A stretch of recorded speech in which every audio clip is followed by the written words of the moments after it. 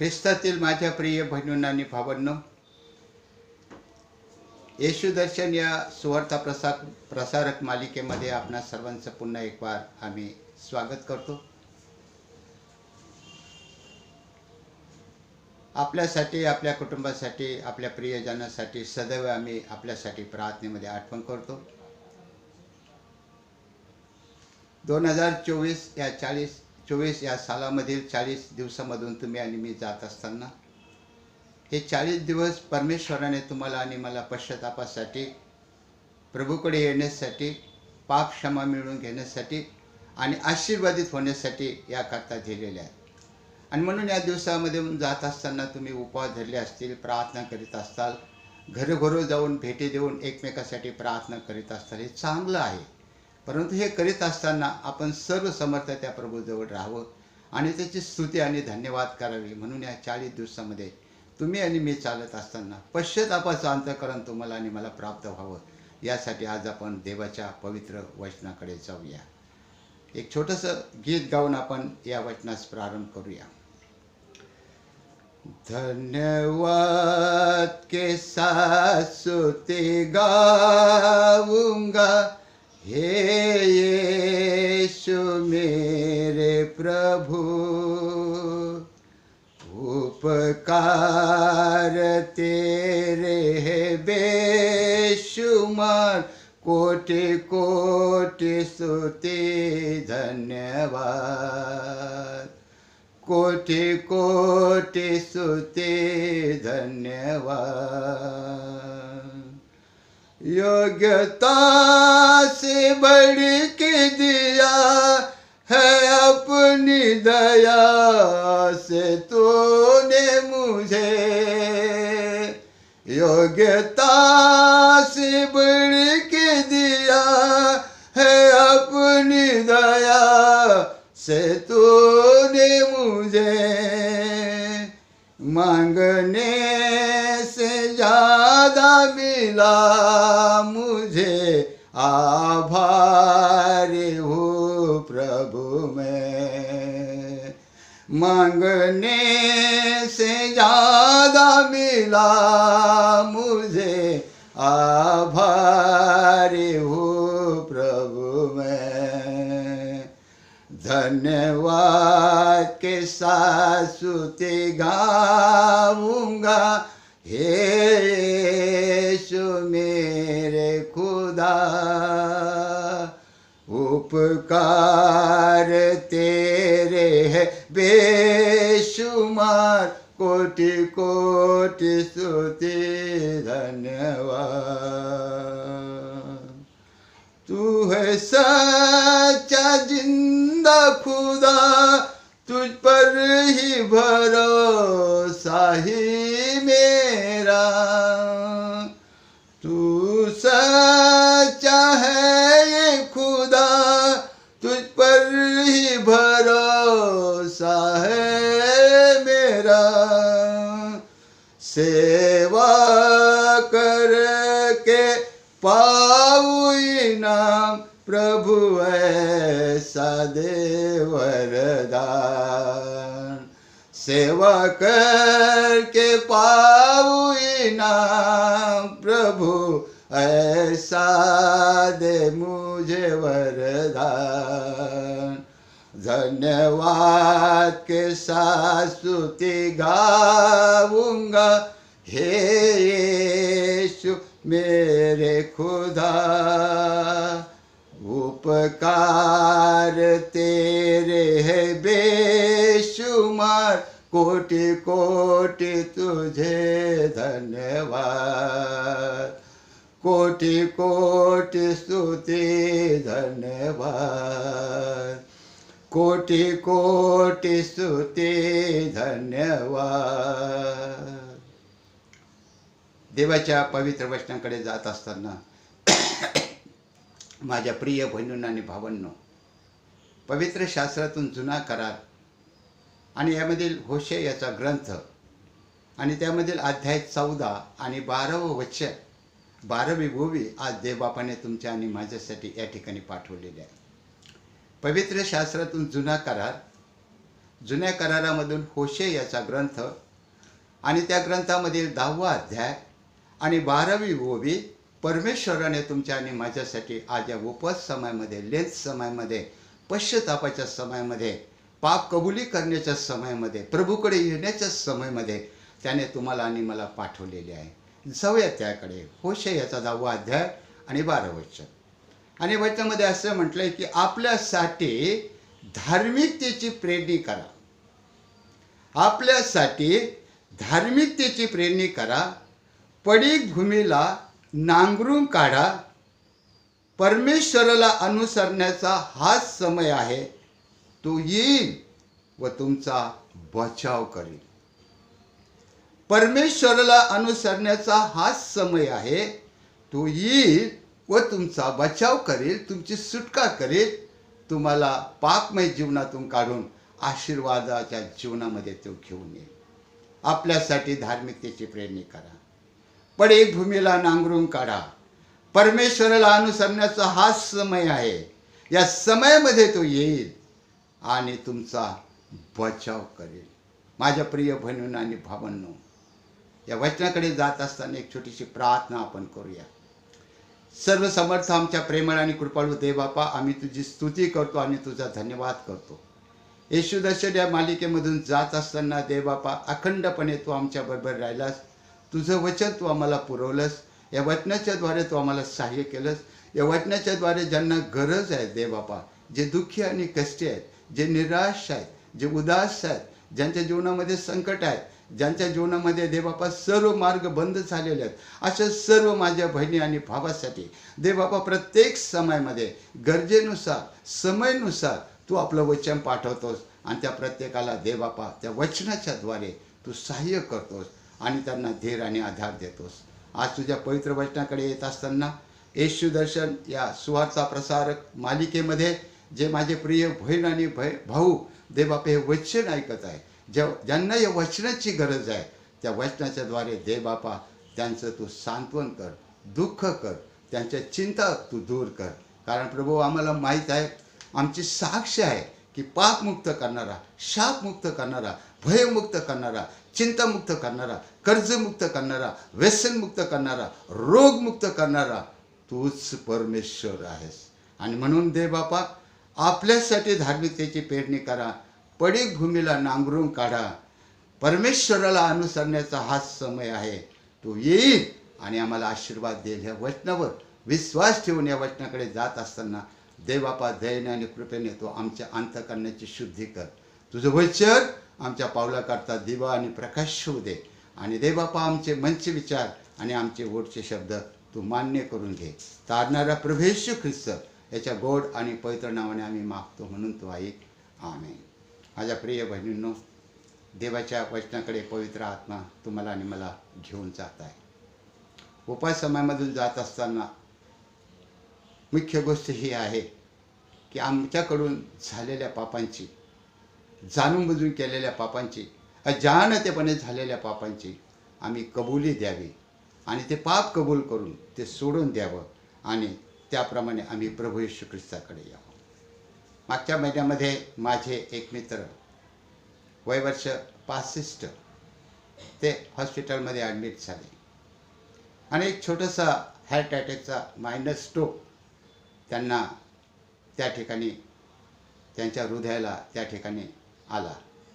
आणि heart attack आल्यामुळं त्यांच्या मुलांनी आणि त्यांच्या नातेवाईकांनी त्यांना मुंबईमध्ये एका प्रसिद्ध हॉस्पिटलमध्ये काय झालं ॲडमिट केलं. आणि त्या हॉस्पिटलमध्ये असताना त्या जो मायनर हार्ट अटॅक आला होता, त्यामुळं त्या हॉस्पिटलच्या डॉक्टरांनी सर्व प्रकारे काळजी घेऊन आणि त्या ठिकाणी त्यांचं छोटंसं ऑपरेशन केलं. जवळजवळ 15 दिवस हे माझे प्रिय मित्र त्या ठिकाणी हॉस्पिटलमध्ये ॲडमिट होते आणि ICU रूममधून नंतर जनरल वॉर्डमध्ये आणि जनरल वॉर्डमधून त्यांना डिस्चार्जचा दिवस आला, 16वा दिवस. आणि 16व्या दिवशी त्यांना डिस्चार्ज देण्यात आला आणि त्यांच्या हातामध्ये हॉस्पिटलचं बिल पडलं. ते बिल देणारे जे हॉस्पिटलचे कर्मचारी होते, ते बिल दिल्यानंतर त्यांनी ते पाहिलं आणि ते बिल बघून ते रडू लागले. त्यांच्या डोळ्यात आसू आले, त्यांच्या डोळ्यातून पाण्याच्या धारा वाहू लागल्या. आणि हा सर्व प्रकार त्या हॉस्पिटलचे कर्मचारी त्या ठिकाणी बघत होते. आणि त्यांनी विचार केला की आता ह्या पेशंटचं ऑपरेशन झालेलं आहे, ते हर्ट्सचं ऑपरेशन झालेलं आहे, आणि जर यांना पुन्हा काही दुःख झालं, काही वेदना झाल्या, यातना झाल्या, निराशा आली, तर ते दुखणं अजून वाढण्याची शक्यता आहे. आमचे केलेले सर्व उपाय त्या ठिकाणी व्यर्थ जातील. आणि म्हणून ते कर्मचारी जवळ आला आणि त्याने म्हटलं की आजोबा, हे बिल बघून तुम्ही रडत आहात, तुम्ही का रडता? हे बिल जास्त आहे का? हे बिल तुम्ही भरू शकत नाही का?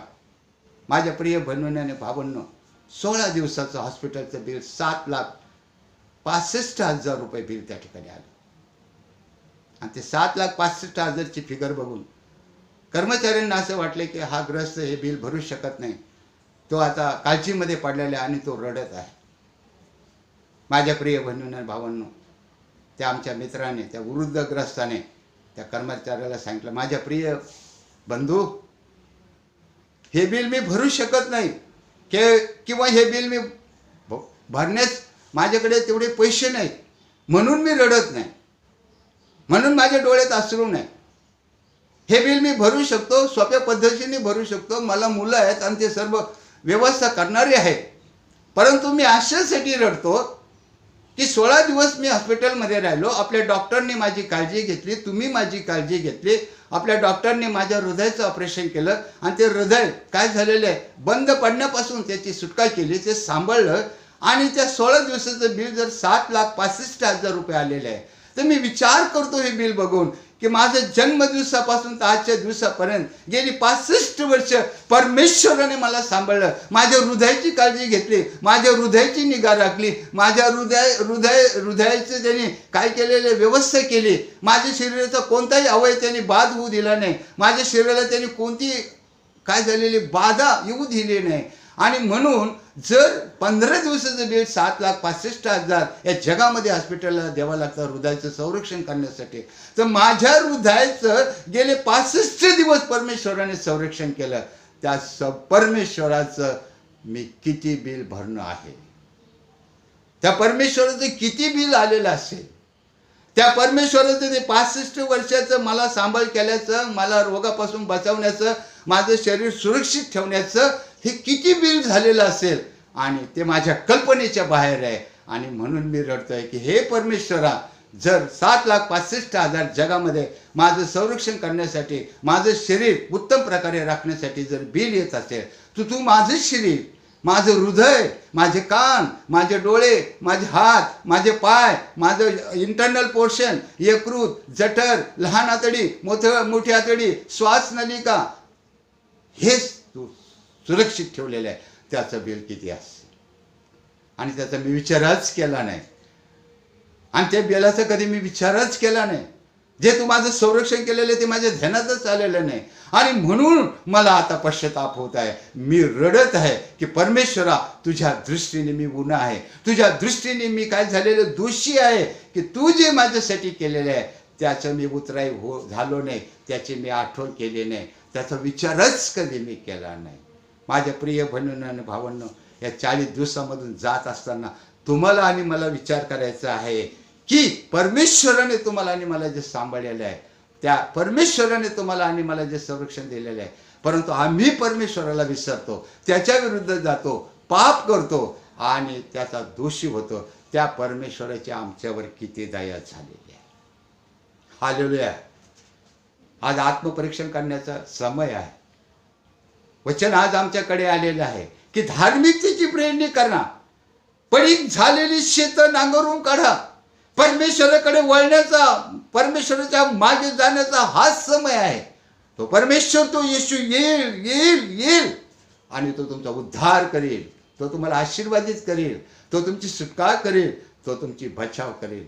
उपवास समामधून जात असताना, हे आत्मपरीक्षणाच्या आणि आत्मचिंतनाच्या दिवसामधून जात असताना माझ्या प्रिय बहिणींनो भावांनो, आम्ही परमेश्वराचे किती प्रकारे उत्तरायी व्हावं याचा आज तुम्हाला आणि मला पवित्र शास्त्राच्या वचनाच्या द्वारे विचार करणं आहे, मागं फिरणं आहे, पश्चाताप करणं आहे, पाप कबुली देणं आहे. नीतिसूत्राचा 28 अध्याय 13 वचन आम्हाला शिकवतं नीतिसूत्राचा 28 अध्याय 13 वचन, जो आपले पाप कबूल करून सोडून देतो त्याचवर परमेश्वराची दया होते आणि परमेश्वर त्याचा बचाव करतो, परमेश्वर त्याची सुटका करतो, परमेश्वर त्याचा उद्धार करतो, पापमय जीवनातून काढून सार्वकालिक जीवनाचा परमेश्वर त्याला काय करतो, वाटेकरी करतो. पश्चातापाचं अंतःकरण तुम्हाला आणि मला प्राप्त असणं हे फार गरजेचं आहे.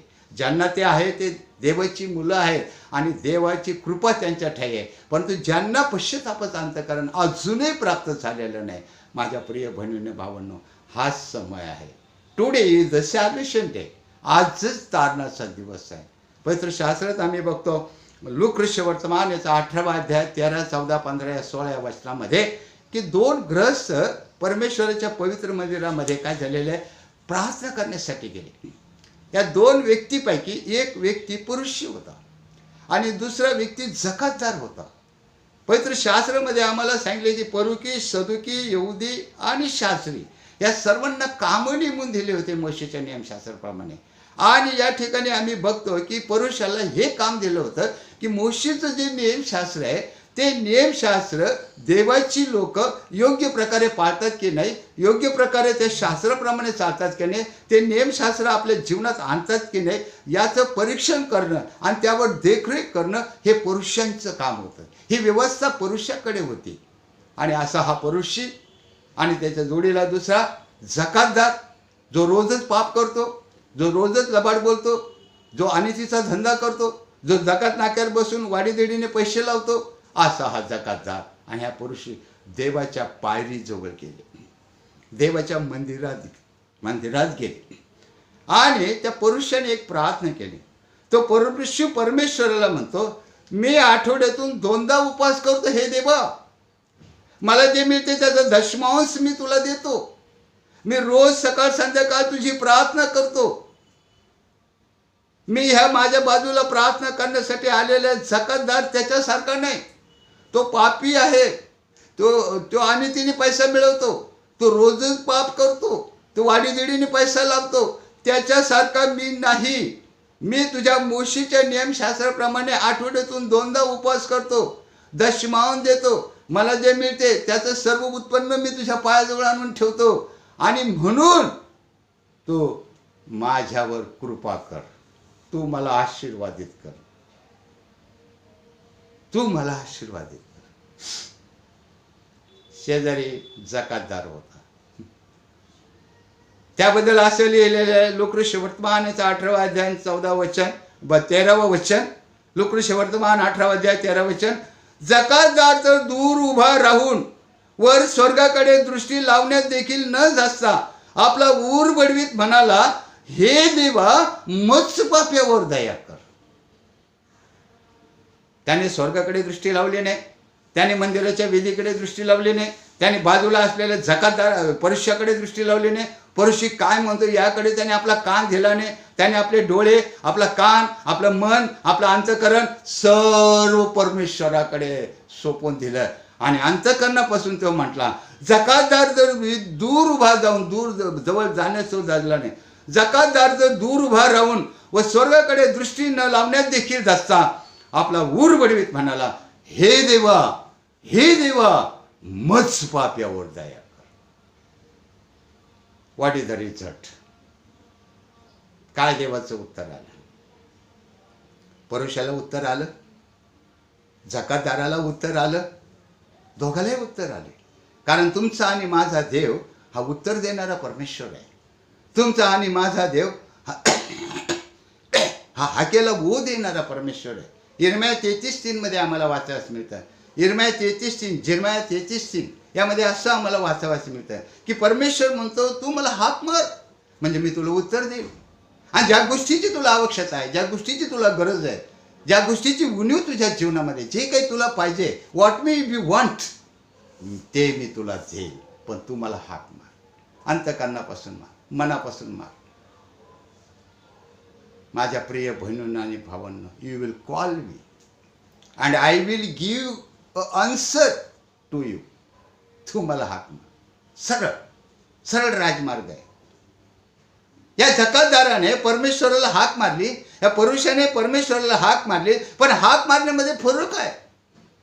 परुषाने सांगितले की मी आठवड्यातून उपवास करतो, अमुक करतो, तमुक करतो, हे करतो, हे करतो, हे करतो, हे करतो, हे करतो, आणि या बाजूच्या माणसासारखा मी नाही. आणि म्हणून तू माझ्यावर काय कर, कृपादृष्टी कर, मला आशीर्वादित कर. जकातदार तर दूर उभा राहून स्वर्गाकडे दृष्टीने लावता आपला ऊर बडवीत म्हणाला, हे प्रभू, हे परमेश्वरा, तू मज पाप्यावर दया कर. उत्तर दोघाला आले. काय म्हणतो येशू? येशूने काय म्हटलं त्या ठिकाणी? लुकृष्य वृत्तमान याचं 18 अध्याय 14 वचन. येशू म्हणाला, मी तुम्हाला खचित आणि खचित सांगतो, त्या दुसऱ्या पुरुषापेक्षा हा जकातदार पापी मनुष्य नीतिमान ठरून आशीर्वादित होऊन आनंद प्राप्त होऊन आपल्या घरी परत गेला. हालेलुया. Praise the lord. पश्चातापाची प्रार्थना. पश्चातापी व्हावे, शरणची जावे, आहे त्या प्रभूला तसेच स्वीकारावे. पश्चातापी व्हावे, शरणची जावे. माझ्या प्रिय बहिणींना आणि भावांनो, पुरुषांनी प्रार्थना केली पण तो पश्चातापी नव्हता. परंतु जकातदाराने प्रार्थना केली, त्याची प्रार्थना मान्य झाली. आणि वचन आम्हाला सांगतं, प्रभू येशू ख्रिस्त म्हणतो की तो नीतिमान ठरून आशीर्वादित होऊन कृपावंत होऊन दयावंत होऊन आपल्या घरी सुखरूप गेला. What about परुष? परुषाबद्दल काय म्हटलं? परुष कुठे गेला, काय गेला, हे पवित्रशास्त्रात सांगितलंच नाही. परुषाचं काय झालं पुढं पवित्रशास्त्रात नमूदच केलं नाही. परुषाला प्रार्थनेचं उत्तर मिळालं, तो आशीर्वादित झाला का, हेही पवित्रशास्त्रात सांगितलं नाही. आणि म्हणून या 40 दिवसातून तुम्ही आणि मी जात असताना माझ्या प्रिय बहिणींना भावांना पश्चातापी होणे हे अत्यंत गरजेचं आहे. जर तुम्हाला पापाचं वेतन मरण यापासून जर तुमची सुटका आणि माझी सुटका आणि आपली सुटका जर करून घ्यायची असेल तर पश्चातापी अंतःकरणाने जाण्याचे हे दिवस आहे. परमेश्वराचं वचन आम्हाला सांगतं की या समयामध्ये धार्मिकतेची पेरणी करा. आपली शेत पडीक शेत नांगरून काढा. परमेश्वर येण्याचा हा समय आहे. तो येईल आणि तुम्हाला आशीर्वादित करेल. काय झालं होतं होशेच्या काळामध्ये? सर्व लोक मूर्तीपूजा करत होते, सर्व लोक देवापासून फिरलेले होते, सर्व लोक धर्माचरण सोडून त्यांनी दिलं होतं, सर्व लोक अनितीचे धंदन करत होते, सर्व लोक परमेश्वराला विसरले होते. प्रत्येकजण आपापल्या मनाप्रमाणे वागत होता, प्रत्येकजण स्वतःला अगदी मोठा समजत होता. आणि हे सर्व वृत्ती परमेश्वराने बघितले, हे सर्व प्रकरण परमेश्वराने बघितलं. आणि परमेश्वराने होशेच्याद्वारे त्या ठिकाणी निरोप पाठवला की तुमचं अधर्माचरण सोडून द्या, तुमची अनिती सोडून द्या, तुमचं पाप सोडून द्या, पापापासून दूर राहा आणि तुमच्या जीवनामध्ये एकमेकासाठी धार्मिकतेची प्रेरणी करा. Hallelujah, hallelujah. पाप्याने रडोनी पश्चातापी व्हावे, शरणचे जावे देव बाप. पाप्याने रडोनी पश्चातापी व्हावे, शरणची जावे देव बाप. पाप्याने रडून पश्चातापी वास रडण्याचा समय. येशू ख्रिस्ताने आम्हाला अभिवचन दिले, जर आम्ही रडत असू, जर आमच्या डोळ्यात असू, तर येशू म्हणतो योहान वर्तमान याचा 16 अध्याय 33 वचनामध्ये, your sorrow will be turn into the joy. तुमच्या दुःखाचं रूपांतर आनंदात होईल, तुमच्या आसरूचे मोती होईल. तुमच्या आसरूची किंमत मला आहे, ते मी जमिनीवर पडू देणार नाही. ते मी माझ्या बुद्धीमध्ये धरून ठेवलेले, साचून ठेवलेले. रडायचं तर परमेश्वराजवळ रडायचं. आज हा रडण्याचा समय आहे. ज्यांच्या जीवनामध्ये पाप आहे, ज्यांच्या जीवनामध्ये अडखळणं आहे, ज्यांच्या जीवनामध्ये समस्या आहे, ज्यांच्या जीवनामध्ये निराशा आहे, ज्यांच्या जीवनामध्ये दुःख आहे, माझ्या बहिणींना भावांनो, एक सोपा मार्ग आहे, सिंपल वे आहे की तुम्ही स्वतः जाऊन कुठे जायचं नाही, कोणाला काही बोलायचं नाही. तुम्ही सरळ येशूकडे जा, आपल्या मागणे त्याला कळवा आणि पश्चातापयुक्त अंतःकरणाने त्याच्यासमोर रडा. स्तोत्र 51 आणि 2 वचनामध्ये दावीद राजा म्हणतो, ज्यावेळेस त्यांनी बेतशेबेची समाग्रह केला, व्यभिचार केला, बेतशेबेच्या नवऱ्याला युद्धावर पाठवून त्याचा त्या ठिकाणी त्याने वध केला आणि अतिशय अघोरी पाप त्याच्याकडून झालं. ते पापामध्ये तो सडत राहिला, त्या पापामध्ये त्याची खिन्नता आली, तो निराश झाला, तो दुःखी झाला, त्याच्या हातच्या कामाला यश मिळाना आणि तो काय झालेला अगदी उद्गिन्न मनस्थितीमध्ये त्या ठिकाणी तो देवाला म्हणतो. स्तोत्र 51 आणि 2 वचन, हे परमेश्वरा, मला धुवून माझा दोष पूर्णपणे काढून टाक, माझे पाप दूर करून मला निर्मळ कर, अशासाठी की माझे पूर्वीचे दिवस मला प्राप्त व्हावे. मला धुवून मला स्वच्छ कर. हे जोबाने माझा पाप मल काढ. माझ्या आईच्या उदरात गर्भधारण केलं तेव्हाच मी पातकी आहे. मला कळायला लागलं तेव्हापासूनच माझा स्वभाव पातकी आहे. हा माझा स्वभाव तू जाळून टाक. हा माझा स्वभाव तू काढून टाक. मला धुवून माझा दोष पूर्णपणे काढून टाक. माझे पाप दूर करून त्यापासून मला काय कर, निर्मल कर. माझ्या प्रिय बहिणींना 40 दिवसामध्ये चालत असताना हाच समय आहे. ईस्टर जर तुम्हाला साजरा करायचा असेल, पुनरुत्थान सण जर तुम्हाला साजरा करायचा असेल आणि त्या सणामध्ये तुमची परिस्थिती जर बदलून घ्यायची असेल, तुमच्या जीवनामध्ये आनंद जर प्राप्त करून घ्यायचा असेल, तर माझ्या बहिणींनो, भावांनो, धार्मिकतेची प्रेरणी करा. आपली पडीक झालेली शेती वचनाने नांगरून घ्या. वचनाचा नांगर तुमच्या जीवनात असू दे. काय झाले पवित्र शास्त्रामध्ये दुसरा प्रसंग आम्ही बघतो की निनवेमध्ये पाप झालं. निनवेच्या लोकांनी देवाला सोडलं. देवाला ते विसरले. स्वतःच्या मनाप्रमाणे ते चालू लागले. स्वतःच्या मनाप्रमाणे ते पूजा अर्चा करू लागले. व्यभिचार त्यांच्यामध्ये होता. समलिंगी संभोगाचा पाप त्यांच्यामध्ये होतं. एकमेकाला ते ओळखत नव्हते. देवाचा मान ते राखत नव्हते. देवाचा भय त्यांच्या जीवनामध्ये नव्हतं आणि ते पाप अतिशय पराकोटीला गेलं आणि परमेश्वराने ते बघितलं आणि परमेश्वराने योनाला उठवलं आणि परमेश्वर योनाला म्हटला, योनाचा 3रा अध्याय 4, 5 आणि 6 वचनं, परमेश्वर योनाने मला उठ आणि त्या निनवेत जा, कारण त्याचा पाप माझ्या समोर आलेला आहे. आणि त्यांना सांग की परमेश्वर बोलतो, तुम्हाला पश्चाताप करण्यासाठी 40 दिवसाचा अवधी मी देत आहे. आफ्टर 40 days, 40 दिवसानंतर मी तुमचं ऐकणार नाही. मी तुमच्याकडे पाहणार नाही. मी संपूर्ण निनवेचा नाश करील. हे निनवे मी गुराढोरासहित नष्ट करून टाकेल. How many people were there. निनवेमध्ये किती लोक होते? 1,20,000 लोक त्या ठिकाणी होते. त्यांचे गुरढोरे होते. त्यांची मालमत्ता होती. परमेश्वर क्रोधायुक्त झाला आणि योनाच्या द्वारे त्याने संदेश दिला की जर तुम्ही आपलं मन फिरवलं नाही, जर तुम्ही आमचं अंतःकरण शुद्ध केलं नाही, जर तुम्ही माझ्याकडे आलेले नाही, जर पाप कबुली तुम्ही दिले नाही, जर पाप दोष तुम्ही झाकून ठेवला, तर 40 दिवसानंतर मी तुमचा नाश करेन. मी कोणाचंच ऐकणार नाही. आणि तुम्हाला सावध करण्यासाठी, वॉर्निंग देण्यासाठी माझा निरोप या योना मी तुमच्याकडे पाठवत आहे. माझ्या प्रिय बहिणीनं मधला प्रसंग सोडा. मग योना निघाला आणि त्याने विचार केला की मी निनवेस गेलो, ते मूर्तीपूजक लोक आहे, व्यभिचारी लोक आहेत, कट्टर लोक आहे, अधार्मिक लोक आहेत, कोणाला जुमानत नाही. मी जर देवाचा संदेश त्यांना सांगितला की त्यांना ते आवडणार नाही आणि ते मला मारून टाकतील. आणि म्हणून त्यांनी मार्ग बदलला. निनवेस न जाता तो तारसास गेला. परंतु परमेश्वराची योजना आहे. माझ्या प्रिय बहिणीने भावना, परमेश्वर ज्याला धरतो त्याला धरतो. परमेश्वर ज्याला निवडतो त्याला निवडतो. परमेश्वर ज्याला बोलवतो त्याला बोलवतो. परमेश्वर ज्याच्यावर कृपा करतो त्याच्यावर कृपा करतो. परमेश्वर ज्याच्याकडून काम करून घ्यायचं त्याच्याकडून काम करून घेतो. परमेश्वर ज्याच्याकडून सेवा करून घ्यायची त्याच्याकडून सेवाच करून घेतो. योना किती पळाला, जहाजात गेला, तारसास निघाला, वादळ झालं, समुद्राच्या जहाजाच्या खाली जाऊन बसला, लोकांनी उचलून समुद्रात भेटला, माशाच्या पोटात जाऊन बसला. त्या माशाच्या पोटातून त्याने आपला सर्व इतिहास आठवला. माझं निघणं, निनवेकडे जाणं, निनवेच्या मार्गावर असणं, विचार बदलणं, मृत्यूच्या भयाने तासात जाणं, परमेश्वराची आज्ञा विसरणं, सर्व त्याच्या स्मरणात आलं. आणि त्या माशाच्या पोटातून, अथांग सागरातून, अधोलोकाच्या तळातून, मृत्यू छायाच्या दरीतून त्याने परमेश्वराला पश्चातापी अंतःकरणाने हाक मारली. आणि ती हाक देवाने ऐकली. तुला हाक कुठूनही मारा, प्रार्थना कुठूनही करा, परमेश्वराकडे आळवणी कुठूनही करा, स्तुती आणि प्रशंसा कुठूनही करा. त्या परमेश्वराचे तुमच्या आणि माझ्यावर कोटी कोटी उपकार आहे. कुठूनही त्याचा धन्यवाद करा.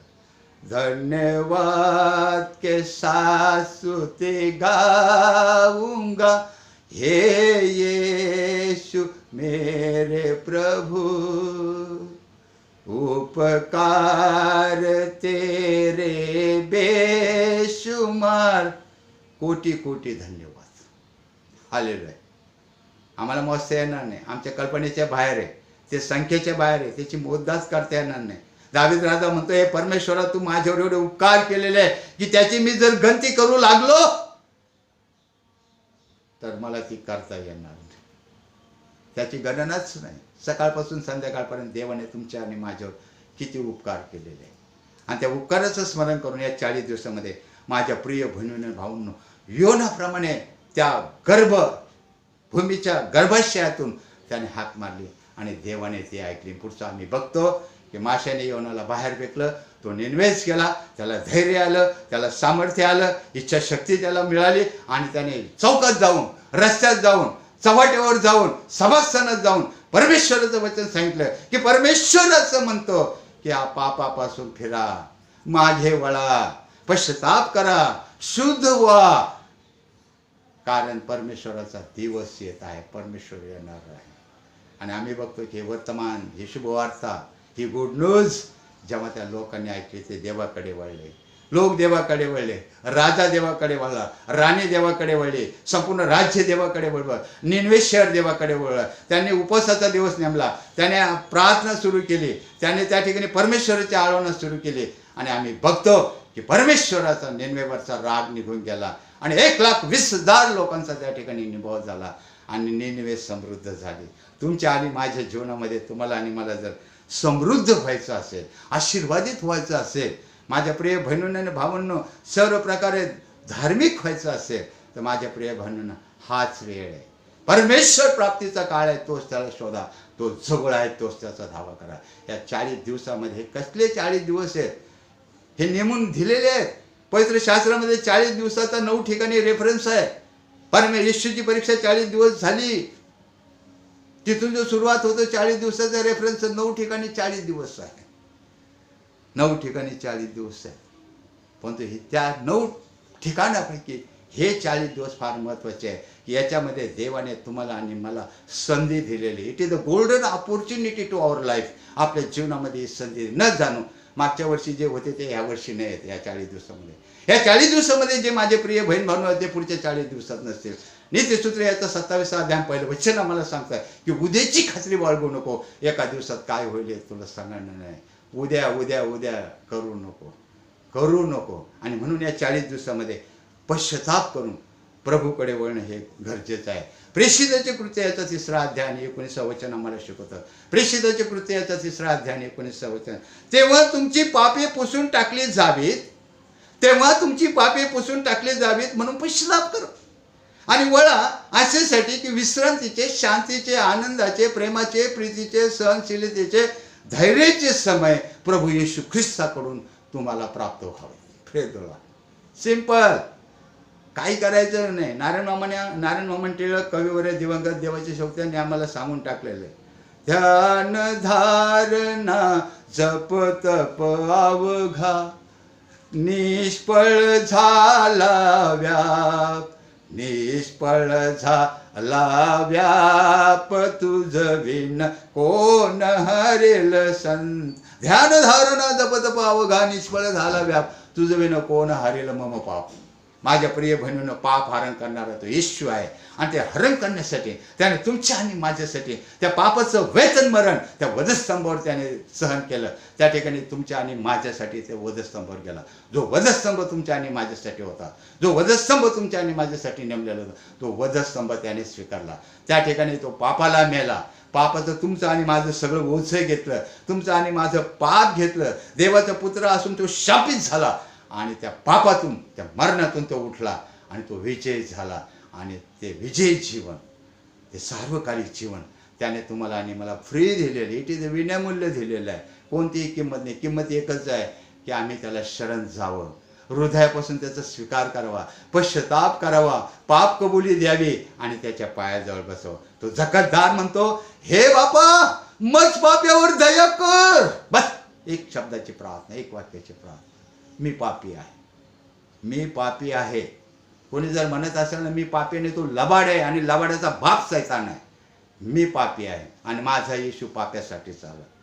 The king of sinner, the king of sinner, Yeshu पाप्यांचा राजा आहे.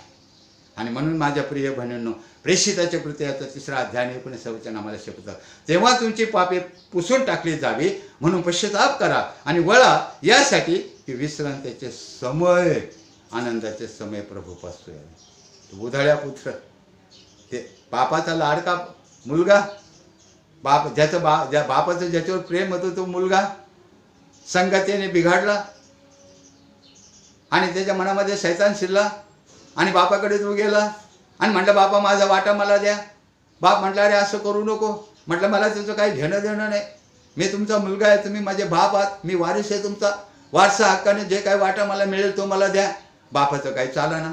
बापाने तो वाटा त्याला दिला, तो गेला, निरनिळ्या देश फिरला. जो वाटा दिला होता, जी संपत्ती दिली होती ती संपली. कठीण परिस्थिती आली, खायला अन्न मिळाना, प्यायला पाणी मिळाना, काम मिळाना. एका जमीनदाराकडे तो गेला आणि म्हटला, महाराज मला फक्त अन्नावर ठेवून घ्या, मला भाकरी द्या फक्त. तो म्हटला, तुला भाकरी मिळणार नाही, तू माझे गुरंढोरं चार आणि डुकरं चार, आणि त्या डुकराला जे काही शेंगा मिळतील त्या शेंगा तू खा.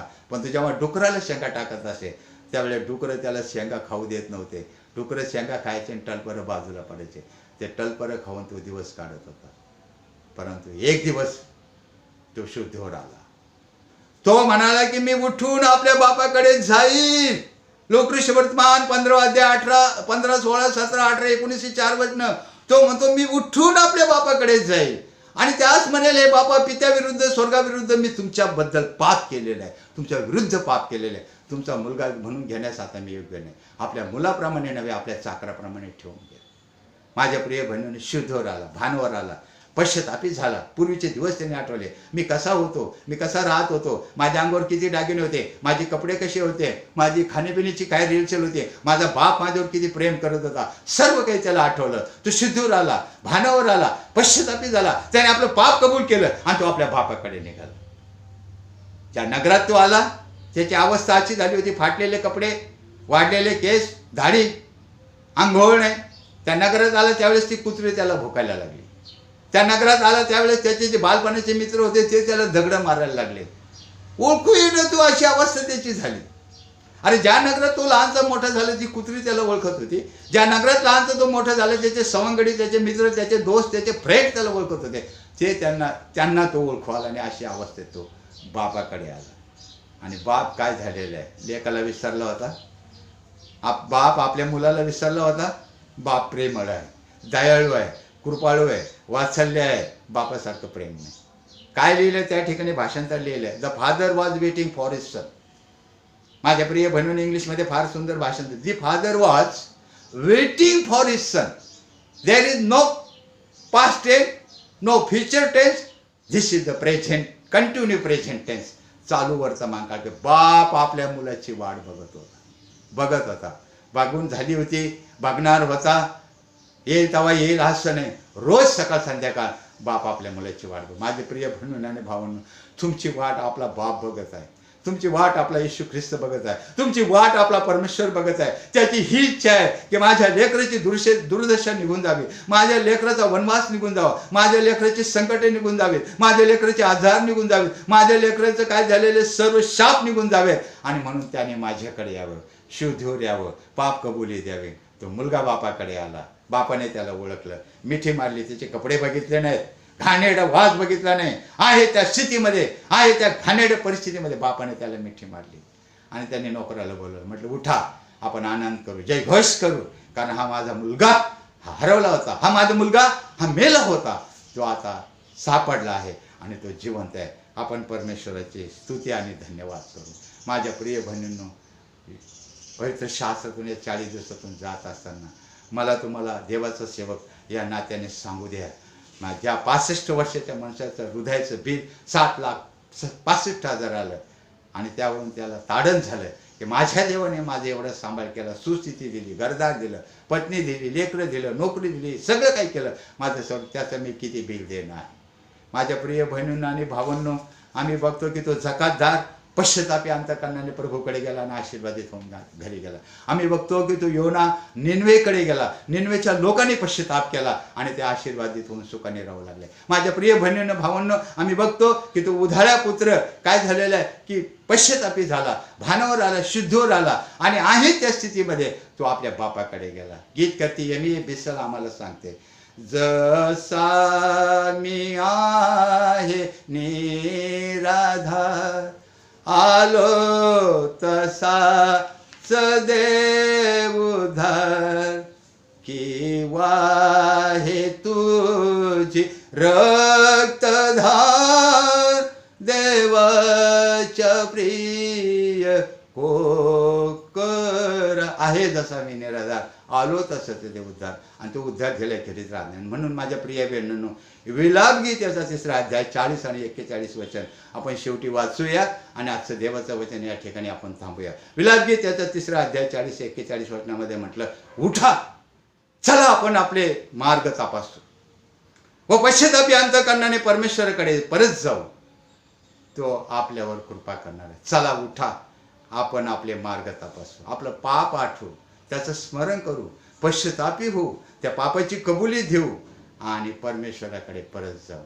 माझ्या प्रिय बहिणीने भावांनो, होशेच्या काळामध्ये परिस्थिती बदलली. God can change our situation, God can change my situation, your situation. होशेच्या काळातलं ते संकट निघून गेलं. त्या लोकांनी धार्मिकतेची प्रेरणी केली. त्या लोकांनी आपली पडीक झालेली जमीन नांगरून काढली. याचा अर्थ त्याने स्वतःचं आत्मचिंतन, आत्ममनन केलं. मी कसा आहे, कोण आहे, काय करीत आहे, आणि देवाने त्यांच्यावर काय केली, कृपा केली. या 40 दिवसामधून जात असताना देवाची कृपा तुमच्यावर व्हावी म्हणून या वाचनाच्या द्वारे आपण देव बापाचे आभार मानू. आपण प्रार्थना करू. प्रेमळ आणि कृपाळू देव बापा, आम्ही तुझे आभार मानतो आजच्या तुझ्या वाचनासाठी. जीवात जीव असेपर्यंत सदैव आम्ही आमचं आत्मपरीक्षण, आत्मचिंतन करावं. आणि देवबापा, जर आम्ही तुझ्यापासून दूर गेलेलो असू तर परत येण्यासाठी तू आमची तयारी कर. तू आमचं अंतःकरण शुद्ध कर. यजोबने आमचा पापमल काढ आणि या 40 दिवसामध्ये शुद्ध अंतःकरणाने आम्ही तुला पाहू, असं तू होऊ दे. तारणाऱ्या येशूच्या नावाने मागतो म्हणून तू ऐक. आमेन.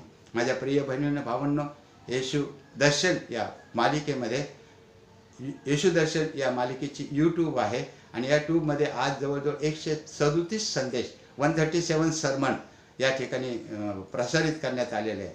दुःख असो, क्लेश असो, संकट असो, सर्व परिस्थितीला तुम्हाला जे पाहिजे त्या वचनामधून तुम्हाला ते मिळेल आणि तुम्हाला सहाय्य होईल.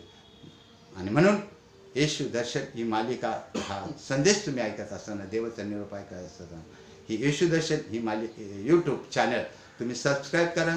आपल्या मित्रांना पाठवा, आपल्या नातेवाईकांना पाठवा, आपल्या मंडळीत पाठवा.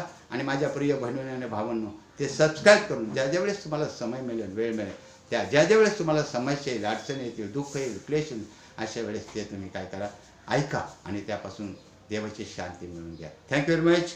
God may bless you. उद्या रविवारी चर्चला जाऊन आपल्या पालकांचा, आपल्या पास्टरचा देवाचं वचन ऐका आणि त्यापासून हे आशीर्वाद घ्या. Thank you very much.